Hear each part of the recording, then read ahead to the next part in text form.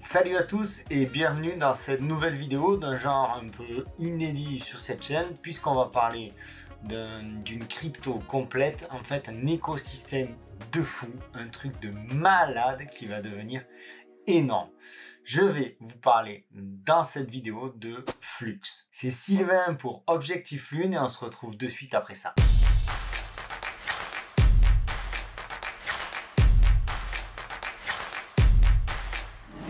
Alors Flux, c'est quoi? Comment? Pourquoi? Ça sert à quoi? Ça sort d'où? Et pourquoi je t'en parle aujourd'hui? Pourquoi toute la planète crypto va en parler demain? Qu'est-ce que les gens peuvent trouver de sexy à Flux? On va pas s'enflammer non plus, je ne suis pas conseiller financier, expert crypto ou tout ça. Je te partage simplement ce que je fais. Et je tiens à te dire que j'ai déjà pris un bon bac de Flux, que je suis en train de monter un joli masternode. Il y aura dans cette vidéo quelques termes techniques que je n'ai pas pour habitude d'aborder, mais je t'expliquerai tout à chaque fois pour que tu puisses vraiment prendre toute l'information. Et si jamais tu avais encore des interrogations, eh bien laisse-moi un commentaire ici sous cette vidéo ou sur le canal Telegram Objectif Lune, je serai ravi de répondre à tes interrogations. Allez, avant toute chose, un peu d'histoire. Il faut savoir que Flux a été créé en 2018 et même si c'est pas tout jeune, ça a depuis bien évolué. Flux est issu d'un hard fork du Zcash qui est lui-même hard fork du Bitcoin à l'époque où Flux portait le nom de Zcash. Un hard fork c'est quoi? Oui, je vous connais bien, je vois déjà certains qui font la tête parce qu'ils ne comprennent pas. Un hard fork c'est une division du code de la blockchain pour créer une nouvelle blockchain avec les améliorations voulues par les développeurs. N'oublions pas que le code du Bitcoin lui est totalement open source, c'est-à-dire disponible et que n'importe qui peut en profiter pour créer de nouvelles choses à partir de cette base. Enchaîner les hard forks peut apporter de belles améliorations au point que le code final n'a parfois plus vraiment grand chose à voir avec le code initial. Mais ça peut aussi ouvrir des failles de sécurité. En effet, plus un code est complexe et plus il est possible qu'il comporte des failles. Bref, on peut dire que le Bitcoin est un peu le grand-père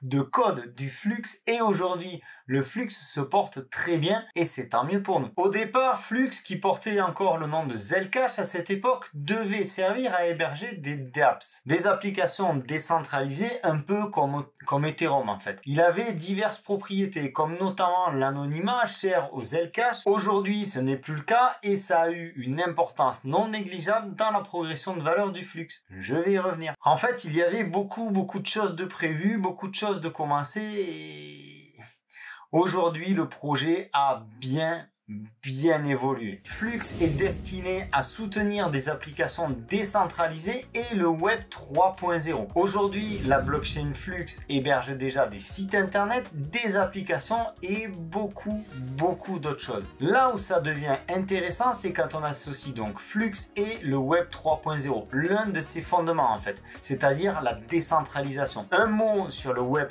3.0, aujourd'hui, le web tel qu'on le connaît, le web 2.0, appartient aux grands groupes comme Google, Amazon, Facebook et autres. Ces groupes-là utilisent leurs serveurs pour vous permettre de surfer sur leur application, leur site web ou leur réseau social. En fait, ils ont la même mise sur vos données. Ils peuvent vous orienter vers des publicités qu'ils ont choisies, vous mettre ceci ou cela en avant et même faire preuve de censure pour ne pas vous voir partir sur des infos qui ne leur seraient pas profitables. Bref, ce sont eux qui ont la main sur le réseau en général. Alors oui, je sais, ça fait flipper. Heureusement que c'est régulé par les États.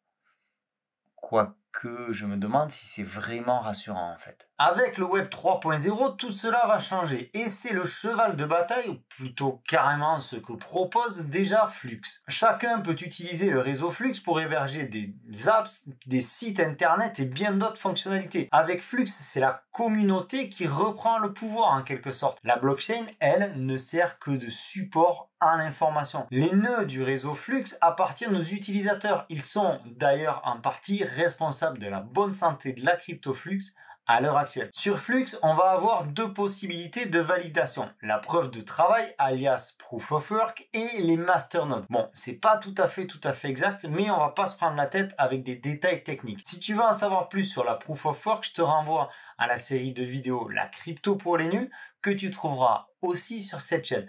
je te pose le lien en description et celui de la vidéo juste là. Et si jamais tu peux t'abonner aussi si ça te fait plaisir. En tout cas, moi ça me fait plaisir. Ces deux possibilités de validation, Proof of Work et Masternode, ont un côté assez inédit. On l'a déjà vu ailleurs, mais bon. Elles vont alternativement valider les transactions dans la blockchain, récompensant tour à tour les mineurs en Proof of Work et les holders, on va les appeler comme ça, ceux qui constituent les masternodes, les validateurs en fait. Comprendre pour les masternodes, on appelle ça les nœuds de réseau en français. Un nœud, c'est ni plus ni moins qu'un genre d'ordinateur ultra connecté qui fait fonctionner la blockchain, un peu comme un central téléphonique. Ouais, un peu de loin, mais bon, t'as compris l'image. Les nœuds, les masternodes, parlons-en, je vais pas rentrer dans les détails, mais pour mettre un masternode en marche avec Flux, il te faut un minimum de 1000 Flux et un VPS. Un VPS, c'est un ordinateur distant que tu vas faire tourner en continu et qui te coûte dans les 12 à 15 balles par mois. Avec ça, tu rentres dans la famille des validateurs de la blockchain Flux et tu peux espérer gagner, au jour où je te fais cette vidéo, dans les 15 à 16 dollars par mois, tout compris. Et ça, c'est une des raisons qui explique l'envolée du cours du Flux. Avant, il fallait 10 000 Flux pour monter un masternode, un chiffre qui était important et qui nécessitait donc un investissement important. Aujourd'hui, avec un minimum de 1000 flux, comme on peut le voir à l'écran, 12 500 flux ou 40 000 flux, ça reste quelque chose d'abordable et surtout quelque chose de rentable. Ce qu'il faut comprendre, c'est que ces trois catégories ont en fait favorisé le fait que les gens gardent leurs flux pour pouvoir les mettre sur les masternodes pour valider les transactions, pour valider le travail de la blockchain. Tu comprends bien que quand on ouvre un masternode, c'est pas pour le fermer 3 jours plus tard. Donc les gens ont tendance à garder leurs tokens Flux pour les faire travailler au service de la blockchain. Pour la petite histoire, actuellement, il y a une récompense de 75 Flux par bloc validé et un temps moyen de validation de 2 minutes par bloc. Flux a mis en place une solution de staking entre guillemets à partir de 50 Flux. Tu peux y accéder quand il y a de la place, ce qui devient de plus en plus compliqué. Cette solution, elle s'appelle Titan et elle est disponible sur la DApp de Flux. Tu bloques les masternodes pendant 3 mois, 6 mois ou 12 mois et tu vois les gains que tu auras à l'issue de cette période-là. Alors ça reste quand même moins attractif, moins intéressant que de finalement constituer son propre masternode. Mais c'est une solution qui est pratique et surtout qui est peu coûteuse en Flux. Tu as aussi d'autres solutions. Tu peux passer par Field Mining qui te propose de collaborer pour monter des masternodes plusieurs, et tu as aussi CoinMetro qui est partenaire officiel de Flux, et là par contre il te faudra un minimum de 500 Flux pour toucher les récompenses. Tout ça, tous ces liens, je te mets tout dans la description. Tous ces flux que tu vas gagner, il te faut bien les stocker quelque part et tu vas pas le faire sur MetaMask ou SafePal.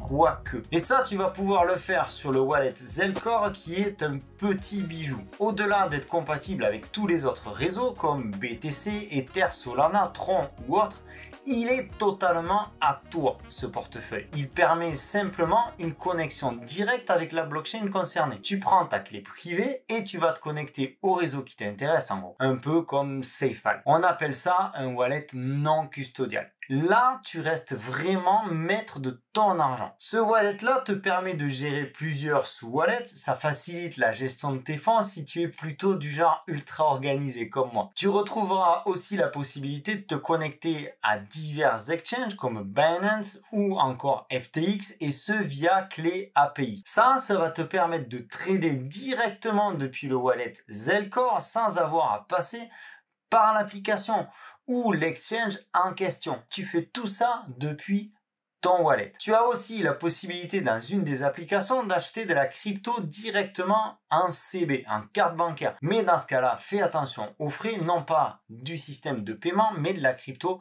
que tu peux être amené à acheter. En fait, des applications dans ce wallet, il y en a pas mal et je te laisserai fouiller par toi-même parce que je vais pas toutes te les présenter ici. Seul bémol, à mon sens, une version payante, certes c'est 4 dollars par mois et ça ouvre des options pas indispensables. Mais perso, c'est la première fois que je vois ça sur un wallet et en fait je me demande un peu ce que ça fout là, quoi. J'utilise la version gratuite et ça me suffit amplement. Je vous pose également le lien officiel dans la description à télécharger sur votre ordi, votre téléphone ou votre tablette selon votre version, votre système d'exploitation, etc., etc. Tout ça, c'est dans la description. Pourquoi un tel engouement autour de Flux? Eh bien, parce que Flux a déjà pas mal de choses qui tournent et qui tournent bien. Des serveurs Minecraft utilisent même la blockchain Flux, des nœuds Polkadot ou encore des nœuds Firo. Tout ça, ça tourne grâce à FluxOS. Et là aussi, il y a un petit bijou parce que ça permet multitude de choses comme héberger des masternodes ou d'autres blockchains ou encore des serveurs de jeu. Mais là où ça devient complètement fou, complètement dingue, c'est que FluxOS ne supporte pas seulement Solidity, ce qui est le cas de Ethereum par exemple, que tout le monde connaît, mais une multitude de langages de programmation, une multitude de mémoire, une dizaine, ce qui est déjà énorme. Et ça ouvre les portes à toute la famille des développeurs qui souhaitent lancer une application sur le net, en décentralisé, en web 3.0 en gros. De notre côté, côté utilisateur, c'est totalement transparent, c'est vrai, et ça reste intéressant pour les développeurs. Cependant, ce que je veux vous partager dans cette vidéo, c'est l'ampleur du projet. Et pour bien le comprendre, je me dois de vous partager tous les aspects. Peut-être que ce qui vous intéresse, c'est le cours du token, son prix actuel et les prévisions de Madame Irma pour la fin de l'année ou l'an 2040. Si c'est le cas, très sincèrement, vous vous êtes trompé de chaîne. Sinon, je vous invite à rester parce qu'on va encore creuser et on va voir ensemble pourquoi j'ai vraiment un coup de cœur pour cet écosystème. Parlons un petit peu des parallèles assets. Flux, c'est aussi des parallèles assets, c'est-à-dire que Flux est sur la blockchain Flux, mais aussi présent sur d'autres blockchains. Là, je sens que je te perds. Non, en fait, c'est très simple. En fait, on va expliquer ça simplement. Les parallèles assets sont des copies de Flux, donc il y a le même cours, le même prix, etc., etc., sur d'autres blockchains. Tu le vois ici, Flux Cadena, Flux Ethereum, Flux Binance, Flux Solana, et il y en a d'autres, et encore d'autres à venir. Tout ça, ça donne de la visibilité à Flux, mais il n'y a pas que ça d'important et d'intéressant. C'est qu'à partir du moment où tu possèdes des Flux sur ton wallet Zelcore, tu vas pouvoir avoir des airdrops de ces mêmes parallèles assets. Qu'est-ce que c'est un airdrop? En fait, c'est une distribution gratuite de tokens. Donc, tu vas pouvoir avoir une quantité de ces tokens parallèles assets en fonction du nombre de tokens Flux que tu possèdes sur ton wallet Zelcore. Attention, ça marche vraiment que si tu as les tokens sur ton wallet. Ça marche pas si tu les as sur Binance ou un autre exchange. Précision, toutefois, si tu as des Flux sur CoinMetro, sachant qu'ils sont partenaires, ça marche aussi. La DAO de Flux a encore un avantage de posséder des Flux, et donc si tu possèdes des Flux, tu peux voter pour participer aux évolutions de la blockchain Flux. En fait, c'est le principe même d'une DAO. On redonne le pouvoir au peuple avec Flux. Et oui, quand on parle de décentralisation, avec Flux, on va vraiment jusqu'au bout. Plus vous possédez de tokens et plus vous aurez un droit de vote important. C'est un petit peu comme un comité de direction en fonction des parts de l'entreprise que tu possèdes. Une des grosses ambitions, un des gros projets de Flux, c'est de développer le Proof of Useful Work. La preuve de travail utile, intelligente en quelque sorte. C'est-à-dire que quand on mine tous les calculs qui ne sont pas forcément utilisés pour valider les transactions de la blockchain, parce que c'est un petit peu chacun son tour et il y a forcément une partie totalement aléatoire, eh bien ça fait tout de même des calculs pour rien. Donc là, l'ambition de Flux, c'est de récupérer cette puissance-là de calcul pour la mettre au service d'autres causes, comme des calculs mathématiques destinés aux scientifiques. Ainsi, on évite la consommation d'énergie inutile. Le plus engageant dans cette idée, c'est que si la team de développeurs de Flux réussit à modifier son algorithme pour atteindre ce but, eh bien celui-ci sera en open source, c'est-à-dire à disposition de tout le monde. N'importe qui pourra alors récupérer cet algorithme et l'utiliser dans sa blockchain, s'il le souhaite. Toujours cet état d'esprit de partage, de connaissance, de décentralisation. Personnellement, ce sont des valeurs qui me tiennent à cœur et que l'on retrouve dans certains projets crypto. C'est même finalement l'essence même du Bitcoin à son origine. Alors vous allez peut-être me demander où c'est qu'on peut le trouver ce Flux. Eh bien vous l'avez compris, sur Zelcore, bien entendu. On peut le swapper directement, c'est-à-dire l'échanger à partir d'USDT, voire même l'acheter en carte bancaire comme je vous l'ai évoqué plus haut. Vous en avez aussi sur Binance ou autres plateformes. Cependant, Attention, il s'agit parfois d'un parallèle asset, donc soyez prudent si vous le sortez de Binance pour l'envoyer sur Zelcore par exemple. Dans ce cas-là, il vous faudra l'envoyer via la blockchain qui convient, c'est-à-dire la blockchain de Binance, et donc sur l'adresse de portefeuille Zelcore qui convient, la Binance Smart Chain. Et tu le retrouveras aussi sur tout un tas d'autres exchanges centralisés ou décentralisés. KuCoin, Get.io, Bittrex, Crypto.com, PancakeSwap ou encore CoinEx. Et bien entendu, CoinMetro. Sans compter que Flux est disponible sur de nouveaux exchanges quasiment tous les jours. Il faut savoir que Flux se bat contre les ASIC. Les ASIC, en fait, ce sont des machines de calcul spécifiquement destinées au minage et qui fonctionnent d'ailleurs très bien. Donc Flux se bat contre les ASIC dans l'unique but de laisser à la communauté initiale, monsieur tout le monde, pour aujourd'hui, la possibilité de miner. Il faut savoir qu'on ne peut pas miner du Flux avec une ASIC et que si ASIC vient à trouver la solution pour miner du Flux, eh bien Flux changera son algorithme pour que ce ne soit plus possible. Une fois de plus, Flux se lève contre la centralisation et la domination du monde de la crypto par quelques entreprises qui ne visent rien d'autre que les gros profits. Depuis que le nombre de flux nécessaires pour constituer des masternodes a baissé, Flux connaît un nouvel élan. En effet, on est passé de 10 000 flux nécessaires pour un masternode à seulement 1000 flux. Comme je vous le disais plus tôt, ce qui a pour effet d'augmenter le nombre de possesseurs de flux sur le long terme. Quand tu constitues un masternode, tu fais pas ça pour vendre tes tokens quelques jours plus tard. Soyons d'accord. Il y a aussi le nombre de nœuds de réseau, les masternodes, déployés à travers le monde qui a considérablement augmenté. Et donc, ainsi la visibilité et la scalabilité de Flux. C'est un peu une boule de neige parce que la conclusion visible de tout ça, c'est un cours du token qui s'envole sur les marchés tandis que le climat est plutôt morose. Comme je le disais en introduction de cette vidéo, en quittant Zelcash, Flux a choisi de ne plus masquer les transactions et ça a aussi eu un impact positif sur l'adoption de cette crypto. On sait que certains États et donc certains exchanges font la guerre aux cryptos totalement anonymes, ce qui finalement limite leur expansion. À cela, tu ajoutes les parallèles assets et les airdrops qui peuvent être attribués, le stacking entre guillemets à partir de 50 flux, l'efficacité redoutable du wallet Zelcore et sa décentralisation assumée, le flux qui apparaît très régulièrement dans les 15 premières recherches sur Binance ces dernières semaines et qui, au moment où je tourne cette vidéo, a fait son entrée dans les 100 plus grosses capitalisations crypto. Donc Flux est un écosystème complet, visionnaire et prometteur. Il n'y a plus qu'une seule chose à faire et c'est peut-être encore son talon d'Achille, se faire connaître. Alors je sais que tu vas liker cette vidéo, que tu vas la partager, voire même laisser un commentaire pour propulser l'algorithme, mais je t'invite à faire tes recherches sur YouTube au sujet de Flux et tu verras que nous sommes encore peu nombreux à parler de Flux en francophonie, ce qui n'est pas le cas à l'international. Et oui, les articles, les vidéos et autres tweets sur Flux sont de plus en plus nombreux. On le sait, pour qu'un projet fonctionne, il faut des fondamentaux solides d'un côté et une bonne communication de l'autre. Avec plus de 300% de progression sur le token cet été, alors que le marché était très morose, et bien forcément ça attire l'attention. Alors j'ai envie de te demander de ton côté, qu'est-ce que tu vas faire? Est-ce que tu vas rester à l'écart? Est-ce que tu estimes que ici c'est un bon point d'entrée? Est-ce que tu as envie de monter un masternode? Peut-être faire du stacking entre guillemets partagé sur CoinMetro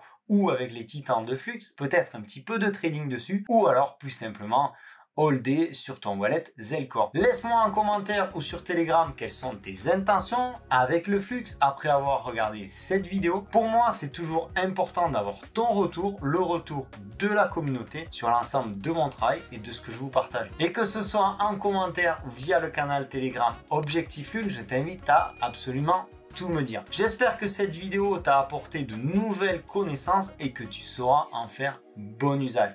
Je te souhaite une excellente continuation et je te dis à très bientôt. Ciao!